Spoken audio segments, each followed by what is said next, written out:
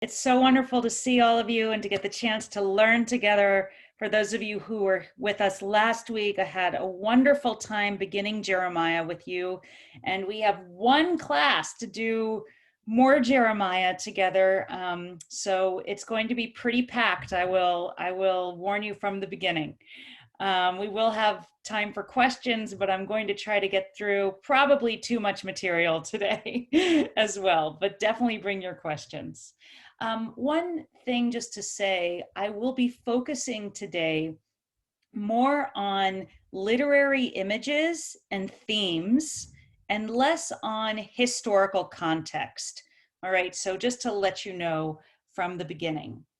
Now, for those of you who have the source sheets, I did want to share with you, there was a question from last time. Somebody asked, did the prophets know one another? Right?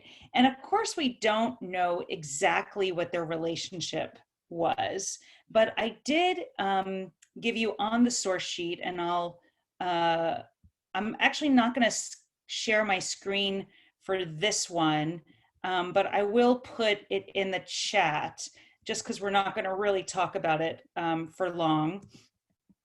This is from the Mishnah Torah by the Rambam, medieval, 12th century. And he is describing the transmission of the oral law.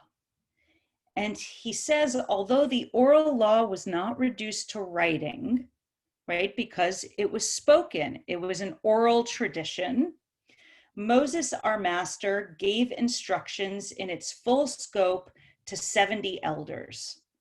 And then through several pages, he painstakingly details who passes it on each generation to generation, from Moses all the way through the Talmud and up until his day. And so with groups of people at times.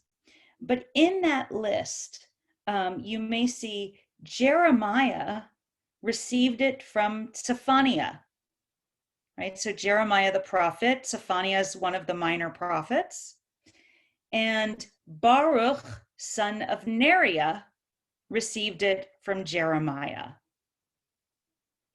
And I wanted to bring this text, to answer the question, at least in one way, to show that definitely all of the prophets from the Torah are included by Rambam in this list of teachers and students. And so in at least the traditional conception, they are part of the unbroken chain of transmission of God's word. And that might be somewhat surprising because sometimes we think of the prophets as these disruptive figures, but they're also holders and protectors of the transmission of Torah. A second reason I wanted to bring this text is because it refocuses our attention on how oral Torah came to be written Torah and how written Torah came to be oral Torah, right? And what is the difference and the relationship between them? That's going to be one of our largest themes that we're going to be focusing on today, in how writing words shows up in Jeremiah. And then finally, the inheritor of Jeremiah, according to the Rambam, is this character Baruch ben Neriah, who is going to also feature in our class today. And so we're going to get an introduction to him as well. Okay, so as I said, we're going to be focusing on imagery, experience, theology, and I hope we're going to have a few minutes at least to talk about liturgy. How does Jeremiah show up in the prayers that we say, in our liturgical practice? Not only what are his words, but how do we use them? And then also this idea of scrolls, writing, even burning, and how do we preserve the tradition? What works? What lasts? those are questions I'm going to be starting out with. And of course, at the end, I'm hoping we're going to have time, as we did last time, to do what I always call a relevance check. So what? Jeremiah wrote these words a long time ago, or maybe we'll find out Baruch ben Neriah did, right? What does this have to do with our lives today, and what can we take from it? So that's the agenda. As I said, I'm going to try to cover a lot of ground, but I do hope that we will stop for questions along the way. I do want to start, and I'll share my screen with Jeremiah chapter 32. Let's see. Doesn't seem to want to pull up what I want. Okay. Let's see if I can try it a different way. It's interesting. There we go. Okay, great. Let me just, there we go. Okay, sorry about that. Jeremiah 32, and I'd love to do the whole selection here, but I want to look at this chapter of Jeremiah, which, as you can see, is over halfway through now. But one of the interesting things I just want to alert you to be watching as we get into it is here we're actually going to be seeing almost a conversation between Jeremiah and God. And we're going to get insight into what Jeremiah occasionally thinks about how this prophet experience is going, and what he wonders about and what he questions. And also, we talked last time about how Jeremiah is known as, the prophet of doom and gloom, right? And yet, we're going to see here and throughout our texts today that he actually, along with the doom and gloom and the catastrophe, quite significantly also brings consolation. And today we're going to, in this chapter, focus on how he brings the consolation and what kind of consolation it is. So I'm going to begin reading. The word which came to Jeremiah from the Lord in the 10th year of King Zedekiah of Judah, which was the 18th year of Nebuchadrezzar. At that time, the army of the king of Babylon was besieging Jerusalem, and the prophet Jeremiah was confined in the prison compound attached to the palace of the king of Judah. So our prophet Jeremiah is in prison. And now we're going to find out why. For King Zedekiah of Judah had confined him. The king of Judah threw him into prison, saying, "How dare you prophesy? Thus said the Lord, I am delivering the city into the hands of the king of Babylon, and he shall capture it." I cut out a bunch. "When you wage war against the Chaldeans, you shall not be successful." Why was Jeremiah thrown in jail? Because he spoke truth to power. He told the king something the king didn't want to hear, and the king threw him in jail. Jeremiah said, "The word of the Lord came to me. Hanamel, the son of your uncle Shallum, will come to you and say, 'Buy my land in Anatot, for you are next in succession to redeem it by purchase.'" And just as the Lord had said, my cousin Hanamel came to me in the prison compound and said to me, "Please buy my land in Anatot in the territory of Benjamin, for the right of succession is yours, and you have the duty of redemption. Buy it." Then I knew that it was indeed the word of the Lord. Okay, there are a lot of interesting things going on here, but I just want to talk about a few of them, right? One of them is, we may remember that Jeremiah is from the land of Anatot, right? That it's close to Jerusalem. It's a city of priests, a Benjaminite city with a big group of priests living there. And we know that's his hometown. And I just want to clarify what's happening. Jeremiah's in jail. God's word comes to him in prison saying, purchase land. And that might seem strange enough, but he's saying, purchase land right before it's captured in war. Right? Jeremiah is the one who's prophesying that the land is going to be falling and it's going to be in the hands of Babylon. He just said that. Jeremiah just said that. That's why he's in prison. And yet, God's telling him right before the armies come, buy land. Okay. And then, what God tells him actually happens, right? His cousin comes and says, please buy my land. He's probably, trying to get money to go into exile, right? Everybody knows this is happening.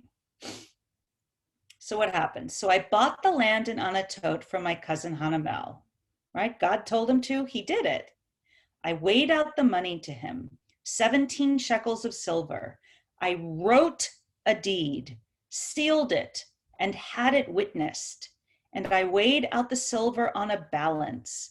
I took the deed of purchase, the sealed text and the open one, according to rule and law, and gave the deed to Baruch, son of Neriah, son of Machsiah, in the presence of my kinsman Hanamel, of the witnesses who were named in the deed, and all the Judeans who were sitting in the prison compound. In their presence, I charged Baruch as follows, right? Baruch now has shown up, and he seems to be Jeremiah's helper, right?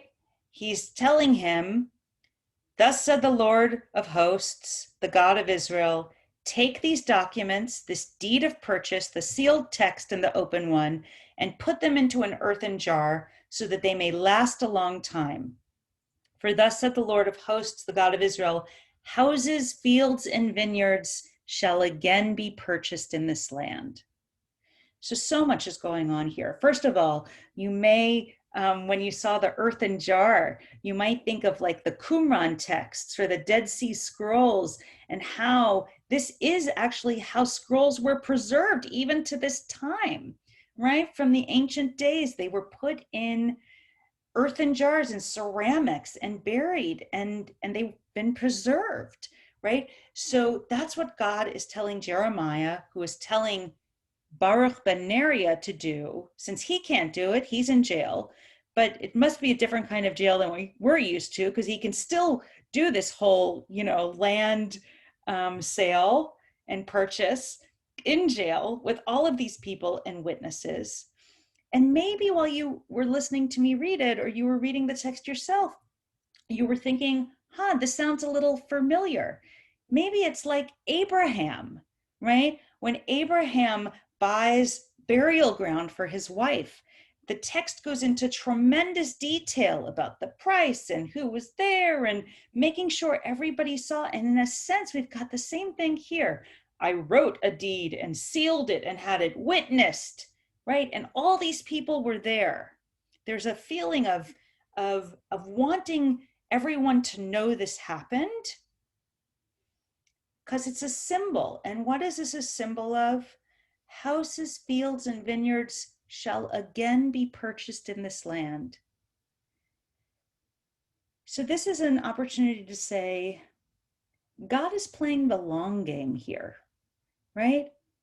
The land hasn't even fallen. And before the land falls, he's had Jeremiah say the land's about to fall. But before it actually does, God is saying, and after it falls, you'll come back. Might not happen right away, but you'll come back. And here's a deed. Here's a covenant. Here's a piece of paper that proves it. And then, interestingly enough, we get to see Jeremiah's reaction to all of this from prison. But after I had given the deed to Baruch, son of Neriah, I prayed to the Lord, "Ah, Lord God, you made heaven and earth with your great might and outstretched arm. Nothing is too wondrous for you. You show kindness to the 1,000th generation, but visit the guilt of the fathers upon their children after them.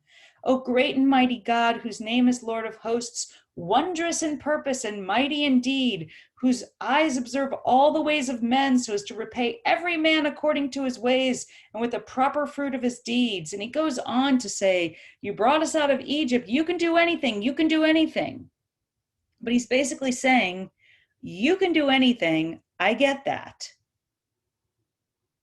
But then at the bottom, if you look at verse 25, "Yet you, Lord God, said to me, buy the land for money and call in witnesses when the city is at the mercy of the Chaldeans. The Chaldeans are about to take it. Why are you having me do this? I've been telling everybody constantly how they're taking the city. The Chaldeans are taking the city. Why would you have me buy it? Buy property in it?" And this is God's answer.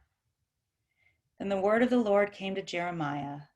"Behold, I am the Lord, the God of all flesh. Is anything too wondrous for me? Assuredly, thus said the Lord, I am delivering the city into the hands of the Chaldeans and King Nebuchadnezzar of Babylon, and he shall capture it." Right? All this is going down just like I told you. "But now, assuredly, thus said the Lord, the God of Israel, concerning this city of which you say, it is being delivered into the hands of the king of Babylon. See, I will gather them from all the lands to which I've banished them in my anger and wrath and in great rage, and I will bring them back to this place and let them dwell secure.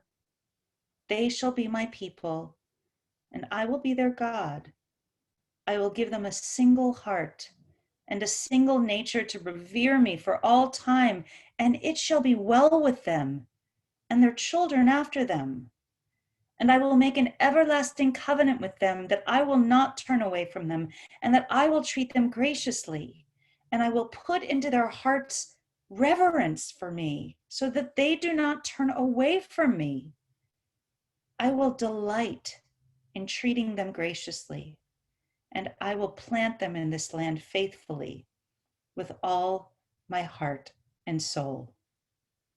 Skipping down to the bottom, "Fields shall be purchased, deeds written and sealed, and witnesses called in the land of Benjamin and the environs of Jerusalem, and in the towns of Judah, the towns of the hill country, the towns of the Shephelah, and the towns of the Negev.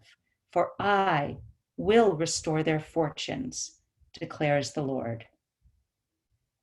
There's some beautiful language in here, right?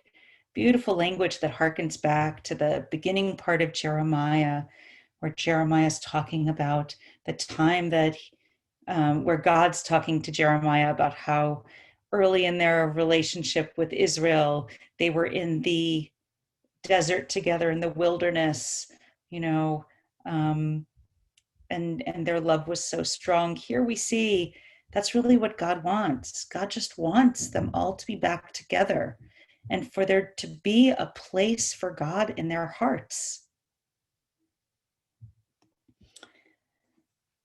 And I just want to notice before we move on that there is here also a document. And Jeremiah writes the document, and the document itself is supposed to survive the end of the kingdom of Judah as it is currently constituted. The king will not last. The land will last. And the deed will also last.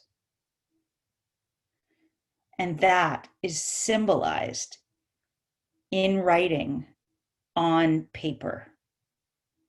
Normally, when we think about what prophets do, is they prophesy their words, right? It's all oral. We don't have the prophets writing letters generally, but we're going to see a difference with Jeremiah. And that's just the first step. I'll pause for some questions right now if anybody has any. We'll take one or two before we move on. And just to remind folks, you can put your question in the chat box, or you can raise your virtual hand or let me know that you'd like to ask a question. Okay, Joni, you can unmute. So my question is this a private conversation with Jeremiah, or is he compelled to share God's vision of the future? I think it's a fantastic question, Joni. Thank you. Thank you. My sense of it is it's a both and. With Jeremiah, everything's so private and personal to him, you know, and the text goes out of its way to make us feel that way, right? This isn't just something that's coming through him. He's 100% invested. He's in jail right now because of the words he speaks. And he can only speak this way to God because he feels so personally intimate with God. And yet that's what his role is to cultivate that relationship, to be present to that relationship, but not to hold on to it for himself, but to share it with the people. I think that's exactly what the prophet does. And we see the same kind of tensions with Moses. There are times when it seems like Moses and God just want to be left alone, right? And not have to bring the rest of the children of Israel along, right? But that's not what the prophet's role is. The prophet's role is to bring the rest of the people Israel into the kind of faithful devotion that the prophet shows, even with their doubts. Thank you for the question. Thank you. I'll take one comment or one question from the chat box. Laura asks, in a practical sense, at this point, Jeremiah's voice can't be heard because he's in prison, so he writes. Will that continue after his release? Okay, so that's just too good of a segue into I know there's still some questions, but maybe they'll hold and we'll just look at the next chapter for a bit. And then we'll get on to our questions. Feel free to leave your hands up so that you can be preferenced. But that's just such a great question. Yes, I did want to emphasize that there's a sense of limitation to Jeremiah, and we see that in one special way. He can't be the one to get the earthen jar. He has to bring Baruch ben Neriah in to do this. Now, the interesting thing here is that's going to continue. He's going to continue not to be able to speak, and we're going to see that Baruch ben Neriah is not only the fetcher of earthenware vessels, he's actually Jeremiah's scribe. And he is actually credited with writing the books of Jeremiah and the prophecies down. And so, you know, there's so much more I can say about Baruch ben Neriah, and we're about to see him again and how his role enlarges. But I did just want to have as a note that Baruch ben Neriah, the fascination with him grew to such an extent that there are actually a whole series of works known as 1 Baruch through 4 Baruch, the books of Baruch, which are pseudo-epigraphic works, which means that they were of the time of when the canon, the Jewish canon, was being assembled, but they didn't make it into the Jewish canon. They didn't make it into the Tanakh, books like the Book of Maccabees or the Book of Judith, right? But they did, by the way, make it into the Apocrypha. And many Christians include the books of Baruch in their canon, right? And so in our tradition, he doesn't have this outsized role, but you'll see he definitely, even in ours, does have a significant role. Okay, so now we're going to continue, and we're going to keep our attention on Baruch ben Neriah, but also on the nature and imagery of writing itself. So in the 4th year, we're in chapter 36, in the 4th year, King Jehoiakim, son of Josiah, son of Judah, this word came to Jeremiah from the Lord. Get a scroll and write upon it all the words that I've spoken to you concerning Israel and Judah and all the nations, from the time I first spoke to you in the days of Josiah to this day. So get a scroll. Of course, at this time in world history, we don't have legal pads, right? We don't have paper. We only have scrolls, right? That is the form of writing that is used right now. So God is saying, get a scroll, write down all the prophecies, everything I've ever told you. Perhaps when the house of Judah hear of all the disasters I intend to bring upon them, they will turn back from their wicked ways, and I will pardon their iniquity and sin. So Jeremiah called Baruch, son of Neriah, and Baruch wrote down in the scroll at Jeremiah's dictation all the words which the Lord had spoken to him. So we've got God speaking to Jeremiah, and Jeremiah speaking to Baruch, and Baruch writing in the scroll. So Jeremiah called Baruch, son of Neriah, and Baruch wrote down in the scroll, right? Jeremiah instructed Baruch, I am in hiding. I cannot go to the house of the Lord, but you go and read aloud the words of the Lord from the scroll which you wrote at my dictation to all the people in the house of the Lord on a fast day. Thus you will also be reading to them to all the Judeans who come in from the towns. So pick a day when everybody's going to be there already. And I can't do it because I'm in hiding, because the last time I tried this, I got thrown into jail. But now you do it, right? And Baruch ben Neriah does, right? He writes it all down, and he goes, and where does he go?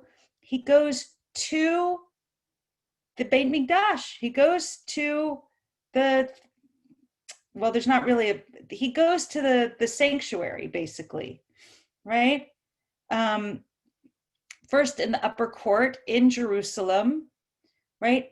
And he reads the words of Jeremiah from the scroll to all the people in the house of the Lord. I'm on verse 11 now, and I'm just going to paraphrase it. There are a bunch of people who are named, who are all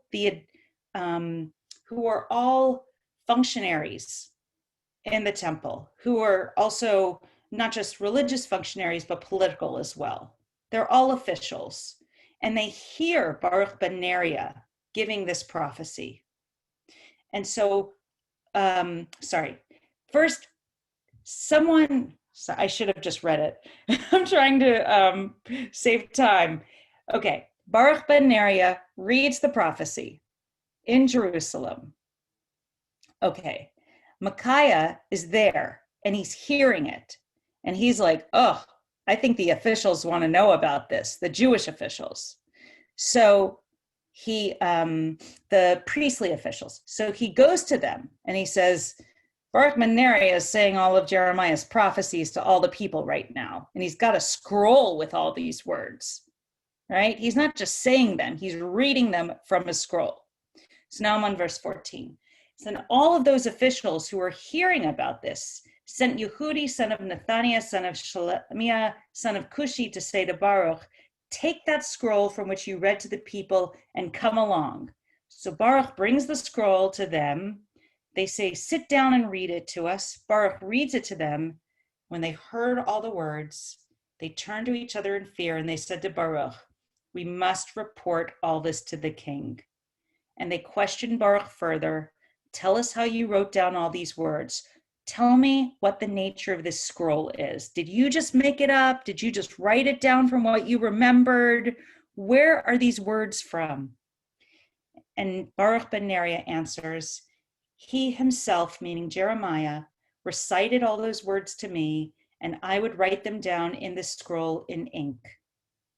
So the officials say to Baruch, go into hiding, you and Jeremiah, let no one know where you are. Right? They know this scroll is going to infuriate the king, but they've got to tell him.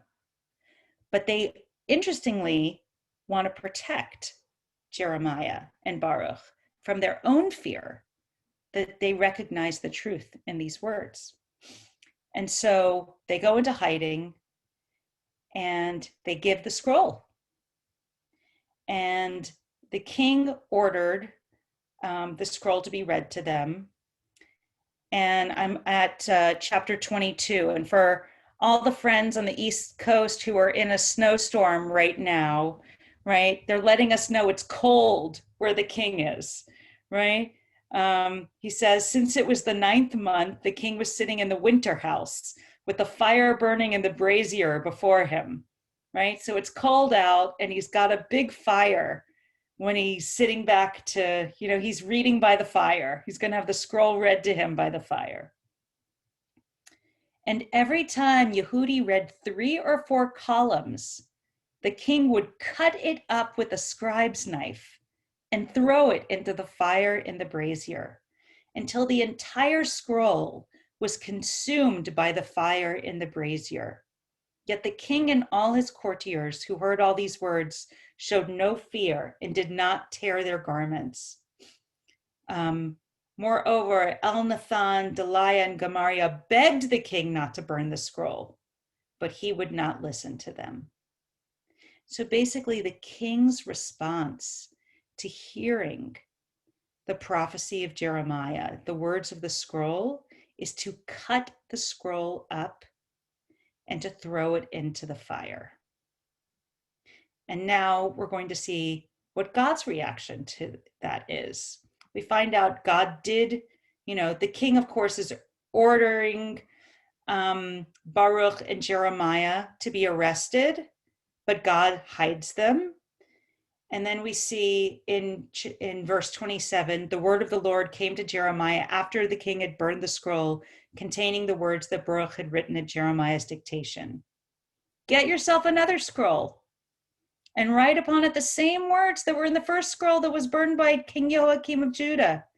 And concerning King Joachim of Judah, you shall say, thus said the Lord, you burned that scroll, saying, how dare you write it in it that the king of Babylon will come and destroy this land and cause man and beast to cease from it. Assuredly, thus said the Lord concerning King Jehoiakim of Judah, he shall not have any of his line sitting on the throne of David. His own corpse shall be left exposed to the heat by day and cold by night. And I will punish him and his offspring and his courtiers for their iniquity. I will bring on them and on the inhabitants of Jerusalem and on all the men of Judah all the disasters of which I've warned them. But they would not listen. So Jeremiah got another scroll, gave it to the scribe Baruch son of Neriah, and at Jeremiah's dictation, he wrote in it the whole text of the scroll that King Jehoiakim of Judah had burned, and more of the like was added, right? So you want to burn my scroll? I'll meet your scroll and I'll raise it. I'm going to say even more. You can't stop me from writing. And the words on the scroll are going to outlast you. Okay, I'll go back to the questions. Okay, so first, there are several people that commented both on the book burning, asking, is this the first example of book burning in our tradition? And then when the second scroll is written, several people have noticed perhaps there's a parallel here to the tablets and the first set of tablets being broken and the second being written. Can you comment on those? Beautiful. I think, I think that those are resonances that they want us to be thinking about for sure. But they're a little bit different. The tablets are a little bit different, right? And not. Both are playing with the idea of what is going to last longer, right? Something that is embodied or something that is not embodied, right? What is stronger, oral communication or written communication? And at this time, really, the oral is the preferred way. And what we're seeing is a transition into the written, right? With the commandments, right? The commandments were kept in the temple, right? The broken and the unbroken, right? But we don't see them actually used, you know? We don't actually see them taken out with a ritual function, right? And here, the scrolls are and the deed are both serving specific functions. And one of the questions I think that applies to both the tablets and the deed and the scroll, both burnt and not burnt, is that question: what is powerful and lasts, right? The broken tablets mean so much to us. Why? And what do they symbolize? And I'd suggest probably we might have a similar answer to that burnt scroll, which in one sense was burnt and is no longer. And in the other sense, every time we read the story, it exists anew. Every time we read the story about its burning, it exists again, right? And so what is happening in this tension between the written and the oral? Okay. So there's a bunch of people with their hands raised. We'll start with Ken, and we'll see how many we get to. The other example of something written, I think it's in Deuteronomy, when Moses is talking about how to construct the monarchy that eventually will come to rule over Israel. The monarch is supposed to have the scrolls of the Torah. Actually, he's supposed to make his own copy of the scrolls of the Torah, read them every day, and have them at hand. Absolutely, absolutely, right. And some believe that the Deuteronomist, right, is the same writer as the writer of Jeremiah and Kings and Lamentations, that these are all of a piece, right? We might call this the scribal author, right? Who's got a very big focus on writing and reciting the written. Yes. One commentator, Avraham Noren, I'll just bring him in for a second. He calls this chapter, chapter 36, a watershed between the era of the oral word and the era of the written word. And he goes on to say that during the first temple time period, writing was only used on special occasions. But after the destruction of the first temple, the use of writing became much more prominent. And we see that when the Jewish people lived outside their homeland, the written word gained much more importance. And just since we're now closing in on our next Jewish holiday is Purim, you know, for those of you with a familiarity with Megillat Esther, the book of Esther, you can just think about all the writing that happens in Esther, the letters and the, you know, everything is writing and, you know, sending the writing and reading the writing. They're constantly writing things down. Okay. Jay Yair. Hi there. It's also interesting to think about the legal aspect here, because in the Chumash, time after time, it's all about witnesses and having to have witnesses. And maybe another thing that's happening here is that the deed, the scroll, the written word can act as a witness that goes beyond the lifetime of witnesses. I think that's exactly what they're trying to do here. Yes, I agree. Yes. Sheldon. Yeah, there was a link, I think, from the prior section to this section, where Jeremiah has some doubts about whether God is truly talking to him, and he needs some kind of proof text to that. So that introduces the whole issue of whether his prophecies, which are verbal, are going to be accepted by the people. So he needs some proof of that. And so then that may be the transition towards the written word. And I'm wondering, are there other instances where Jeremiah shows doubts about whether God truly is talking to him? It's an And excellent question. And in both of the things that we read today in chapter 32 and 36, there are arguments among commentators or differences of opinion about whether there might be some lack of confidence given by Jeremiah. But, these texts are sort of open in ways. I think that what we see is that, of course, he doubts, right?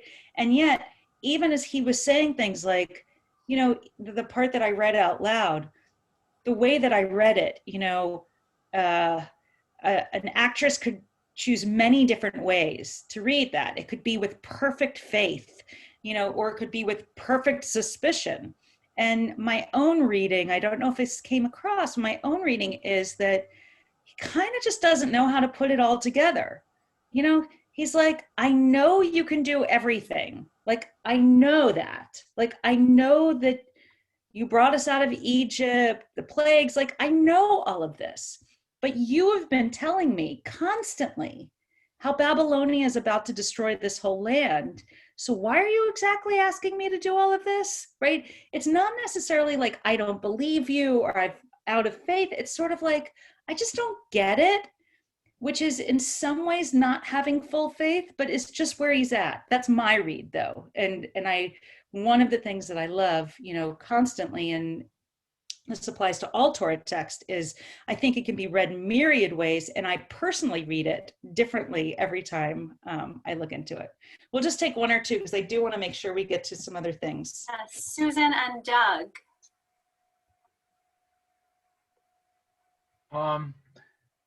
My question goes back to the previous section, and that is, we've just recently read that God hardened Pharaoh's heart in order to punish Pharaoh for enslaving the Israelites, whereas in the previous section we read that God is going to plant reverence in the Israelites' heart so they come back to him. So, I mean, the whole business of free will, or why do the Israelites have to have this planted in them? And there's a big issue here that of the contrast in the way what God decides to do. And I It's wonder an excellent question. It's an excellent question. And the things that I would just sort of point up about the question is to, have tremendous attention to language. I could, one of my personal, research interests is, what do we actually mean when we use the word heart, right? What is God actually hardening or placing into what, right? Are we talking about the muscle in the chest? Are we talking about something else? And there are a lot of different answers to that. But it may, however we answer that, that is going to affect how we understand what is God doing and how that affects our own free will or not, right? And the second thing, which, just occurs to me, which is that it just doesn't work whatever God did, like, we never end up just all fine with God and, not looking at the other gods and being faithful. We are constantly falling. We are constantly in this dynamic of Ratzov V'Shov, of moving forward and falling backward in our relationship with God. And it's a bit of an ideal to think that, everything would just be okay. We don't really have a lot of just plain happy endings in the Torah. Okay, I think if it's okay, I'm going to just barrel through a little bit more, and then hopefully we'll have some time. I want to make sure that I cover what actually happens at the end of Jeremiah, right? How does the book close? We looked at how it opened. And the first thing I want to say is it closes twice. That scholars basically believe that Jeremiah 51 is the end of the book, according to Jeremiah, and I'll show you why. And we're looking right at the end of it. I'll start on 60. Jeremiah wrote down in one scroll all the disaster that would come upon Babylon, all these things that are written concerning Babylon. And Jeremiah said to Sariah, when you get to Babylon, see that you read out all these words. So he's sending the scroll to Babylon, right, with Sariah, and say, O Lord, you yourself have declared concerning this place that it shall be cut off without inhabitant, man, or beast, that it shall be a desolation for all time.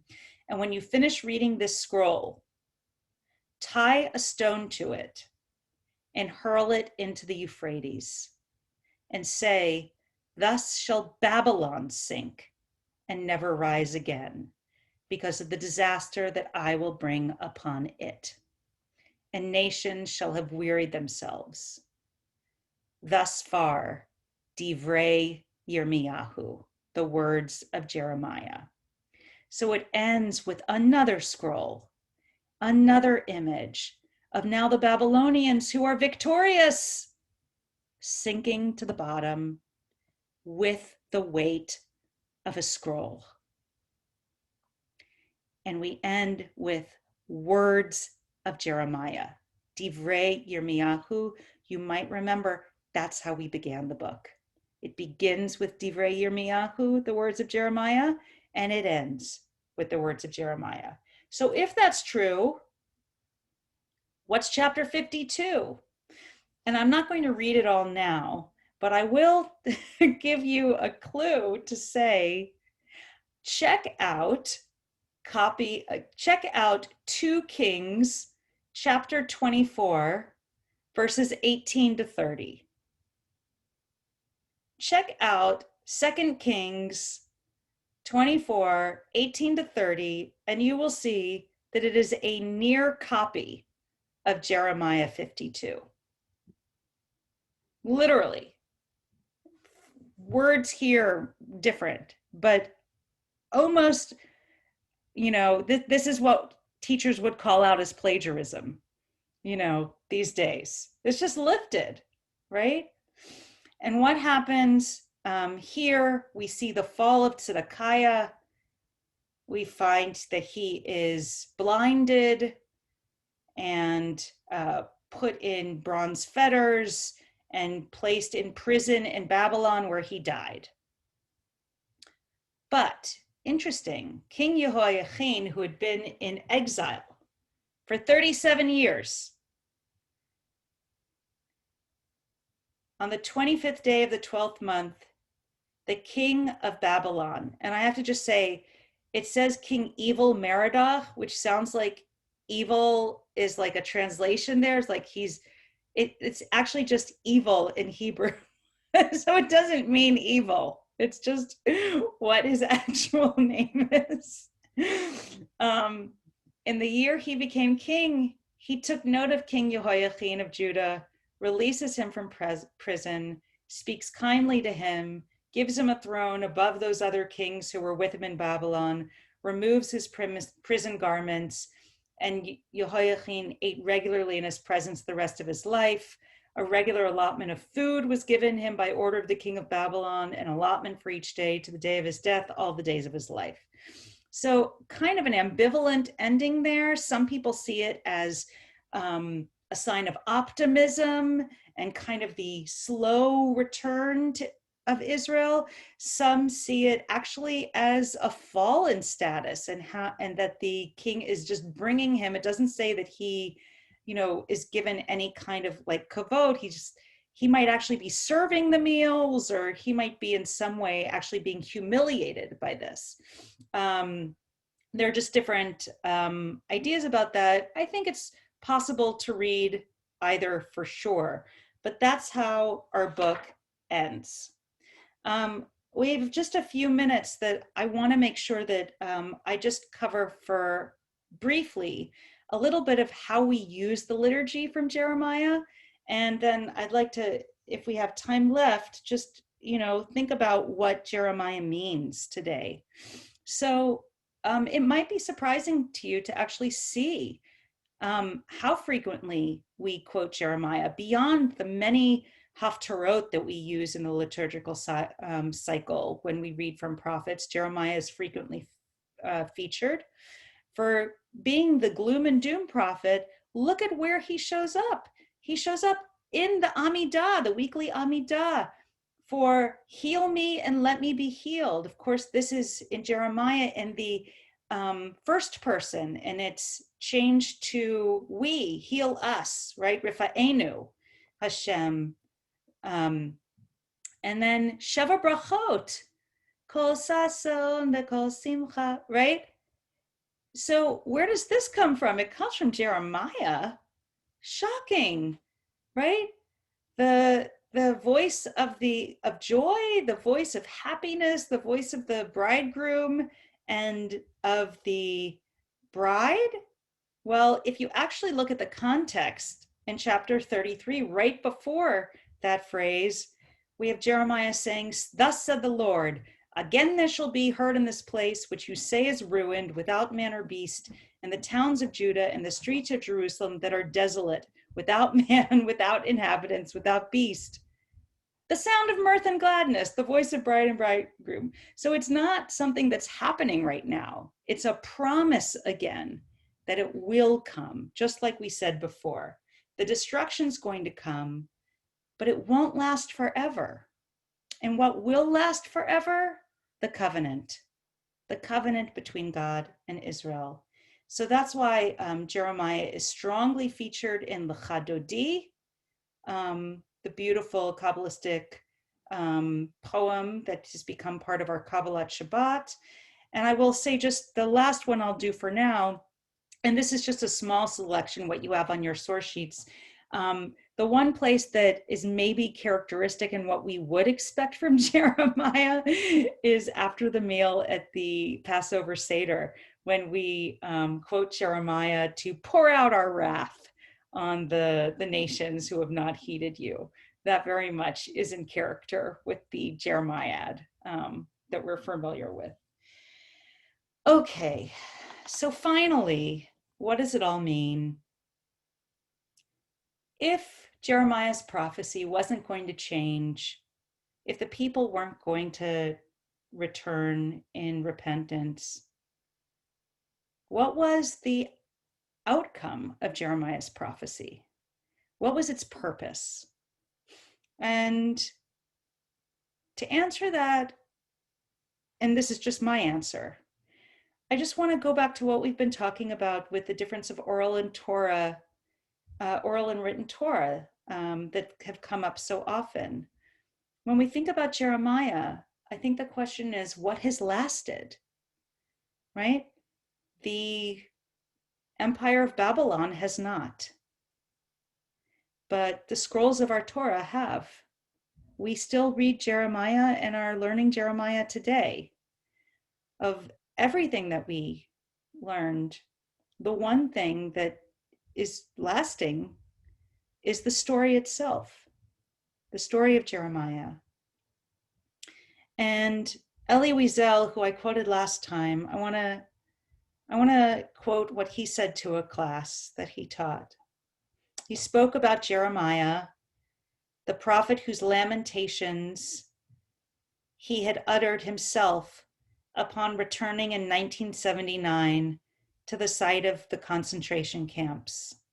He said, Jeremiah found the words not so much for himself as for us.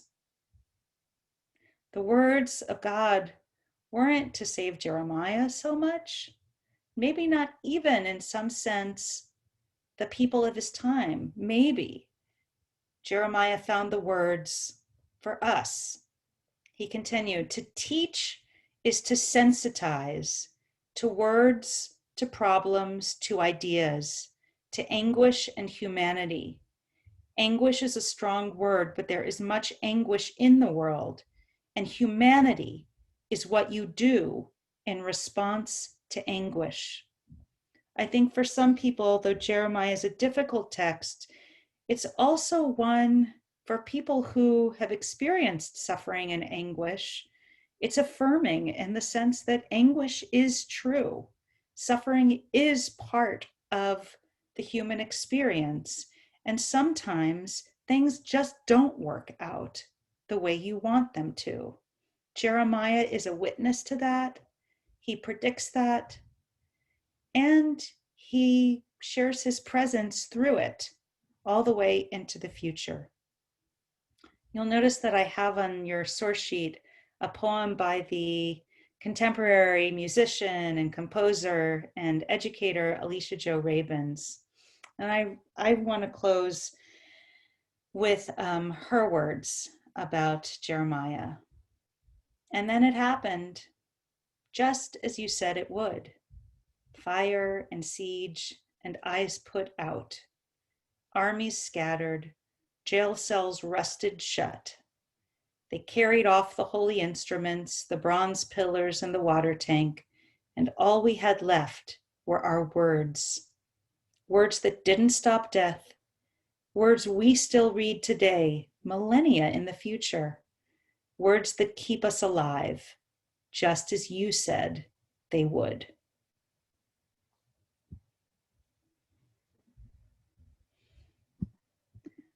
I'm happy to take a question if we have time for it. Wow, that was gorgeous. Thank you, Rabbi Dorothy Richman, and thank you, Alicia Jo Rabins, as well. Yossi had a question from before, so we'll start with that. Okay, thank you. It's really an observation. It seems to me that you raised a really important point about going from oral to written. And it seems to me that the historical clue to that is at the end of Devarim. Mm-hmm. Moses could speak orally to the entire nation, and once the Jordan was crossed, some remained, but most went.